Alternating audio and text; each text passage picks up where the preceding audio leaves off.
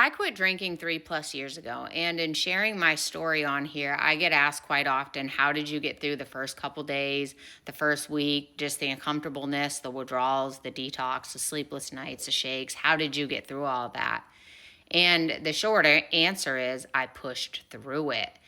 I didn't figure out some kind of secret tip or trick or something that just made it easy, because there's no way around it but through it. I mean, there are things you can do. You can talk to your doctor, get some medications that can help. You can go to detox, you can go to rehab.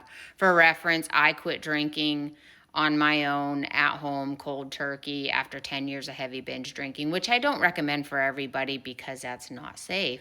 But I think as humans, we have this tendency to think, and usually this belief is formed from our past experiences, that when we see someone who has quit drinking and we can identify with their story and what their drinking career was like, we automatically think, oh, they must have figured something out, because we look back at our track record and see how many times we have failed. And I think in that you're believing a lie if you think that there's something out there, and if I figure it out, it's all going to make sense, it's all going to click. And the reality is, the first couple days in quitting drinking, it's very temporary. What you're feeling does not last forever. But one thing I do know is that it's so worth pushing through. It's worth pushing through feeling like absolute crap to get to the other side of it, to actually have freedom from something that has had control over you for so long. But I definitely did learn some things that helped me get through it. And that's a lot of what I share on here to encourage others.